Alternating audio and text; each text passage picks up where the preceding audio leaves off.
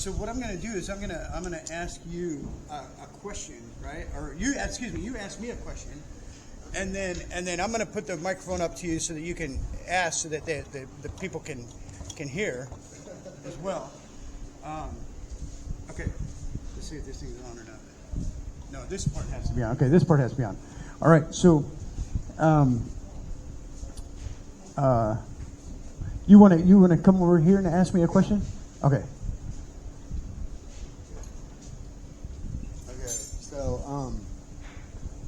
So let's see. I got a spot here. Sorry about that. Sorry. Okay.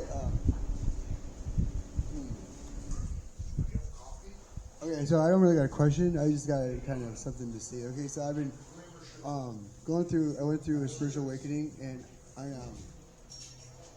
after my awakening, I went through a couple of ascension processes where I get kind of a spiritual upgrade and I have an ability to pray for one of my senses to be kind of upgraded, right? And I always pray for discernment and wisdom, right? For the longest time, I went through 3 upgrades, and every time I prayed for discernment and wisdom. That way, because if you can see the evil in the world of people and have the wisdom to take action, you can take care of any situation that pretty much, any situation you come in contact with.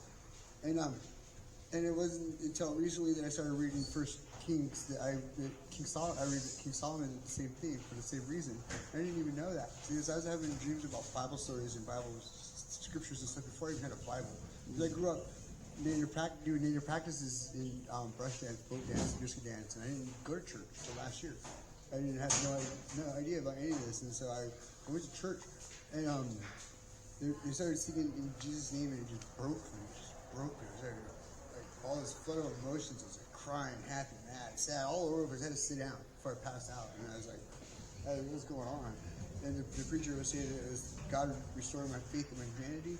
And it just opened my eyes to a whole different world, and I started having all these dreams. And so I was the first time I went to church, and then like 2 weeks later I went to church again for the second time, and I told my preacher about these dreams that I was having, and he's like, "Well, you realize everything you're telling me is from the Bible?" And I told him, "Well, no." I said, "This is really my second time ever going to church. I told him I don't even have a Bible. I'm just telling you what I see."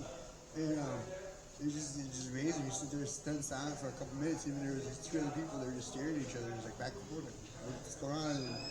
And they prayed for me, and they're like, well, now we got to get you baptized. So I got baptized, and it's just kind of been going ever since. Like, I've had prophecy dreams and visions. I have one about a war. I have one about, I got a couple of prophecies that I've been telling, but I get them in the morning, at night, sometimes through dreams, sometimes through visions. So one time it was auto writing, it was weird. I just started to write. And the visions I get, one of them was about a war, right?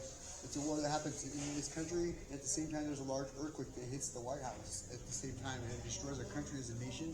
We're not the United States anymore. And the world leaders and kings started to blame the war on God. So what they do is they round up all the men and women of God, and they put us in a stadium. And they want us to give testimony as to why we don't think it's God's fault for starting the war. And everybody's scared, everybody's crying, because they know that they're going to kill us at the end for a big show, because it's just like they're evil people, and they're just going to kill us. And so I volunteered to go first, because I want to show everybody how to stand strong and stand tall for God, and not show these people fear like they want.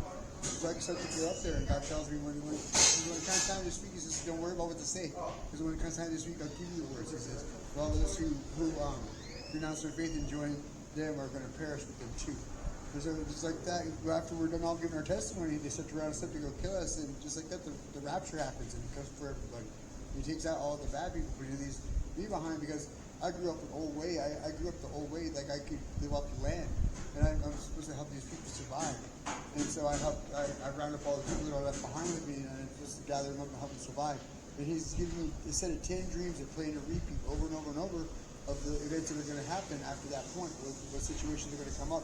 When we go around this corner, I know that the problem with this area we're going to have is electricity, so I got to learn how to work with electricity and fix it and everything. So I already know all the situations that are going to come up, stuff, because these people are looking up to me. Because I go first and volunteer to go first, he's looking up to me for direction. And so because of that, they just expect me to know, and God's been showing me through these dreams what's going to happen. So that way, when I do go around the corner, I do know that that's what's wrong with this place, and just take action and already know what to do. Can I suggest something to you? Whenever we have a dream, when I wake up, if I don't know exactly immediately what that dream means, or then I should just discard it and not. Okay. I've already been through that process. Okay. Because I hear a lot of things that bother me. First off, the people should be looking to Christ, not to human beings. We are, as pastors, a pastor is to be like a street sign. Yeah. But see, I'm not ever looking for honor or glory. I'm always trying to give that to God. I don't serve Him. I'm just here to relay the message. Because if somebody called you up one day and said you win $1 billion, you'll sit there and praise your phone. I'm the same way. I don't deserve any of the praise. I'm just repeating the messages that I get. Okay.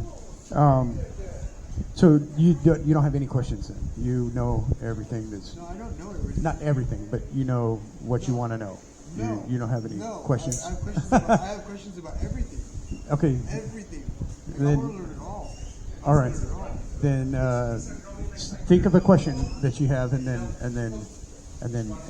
we'll go from there. Okay. I'm not trying to make. I don't know. I just think you got me on the spot here. That's fine. That's fine. Just what you. That's fine. Just listen. I like to listen okay. and learn. That's good. That's good. Because I just started reading my Bible and I just started learning. And I didn't know. Okay.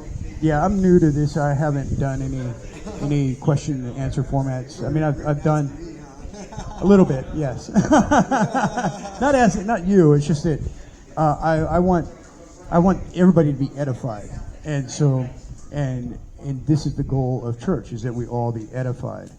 The goal of the job of the pastor is to spend time with the Lord. Okay, I got a question then. Okay. Okay. There's this when Moses talks about the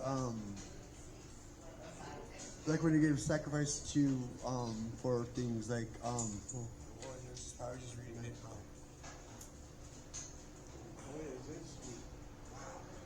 It's in Matthew. They talk about because they just mentioned it. The guys. As Moses lifted up the serpent in the Yeah, wilderness, so yeah. the Son of Man must be lifted up. Yeah. What is that? Okay. What that is Jesus was telling about what type of death he would die, and that would be on the cross. And so when you look at, and I get this from Andrew Murray, when you look at the Old Testament looks and the New Testament believes, because you take those two verses, you put them next together. In the Old Testament Hebrew script, it says that Moses, the Israelites, give you a little context, the Israelites were grumbling about their food, and so God sent fiery serpents, and they're biting the people. And so the people were crying out to God, saying, asking Moses to cry out to God for them so that they would stop, and so that the serpents would stop biting them and killing them. So Moses cried out to God, and God said to take a serpent, a bronze serpent, which implies judgment, because the bronze is made out of heat, and it's two metals combined with heat, and so it speaks of judgment. And so you have the serpent on a pole, and that whoever looked at it was healed. Whoever looked at the serpent in faith that God would heal them was healed. And then Jesus in the New Testament said, in the Koine Greek text, says that who just as Moses lifted up the serpent in the wilderness, so the Son of Man must be lifted up, that whoever believes on him shall be saved. And so you see that in the Old Testament text it's healed, in the New Testament text it's saved, in the Old Testament text it's looks, in the New Testament text it's believe. So you get a better understanding of what does it mean to believe on Christ. It's a heart that looks to God for healing. It looks to God for salvation, because only in Christ is there any salvation. He is the bondage breaker. So that was a good question. So what happened to Moses then? Because so they're going through the desert, right? And then there's like in Deuteronomy they talk about they go through the desert, and Jesus talks about his what is it? His pact, or what was it? He gave his promise to their ancestors of the land and everything. But then they get there and he's feeding them everything. But what happened to Moses at that point? When God sent manna to feed the people, they were eating angels' food, and so Moses, Was he there? yeah, he was there. He was eating it too. Oh, And so that speaks of Christ. He never crossed the river Jordan. Right, yeah, he didn't go into the promised land. That was before the promised land. This was during the wilderness wandering. I mean, how come he wasn't allowed in the promised land? Because when God told Moses to speak to the rock and they would give forth water to the people, Moses struck the rock and God cracked it and outflowed a river of water for the people to give them thirst. And that's another type of Christ. You see Christ all over the scriptures. It's all about Christ. So that's what he did? Yeah, and so he was, because he didn't honor God as holy before the people, God disciplined him and wouldn't allow him to go into the wilderness, into the promised land.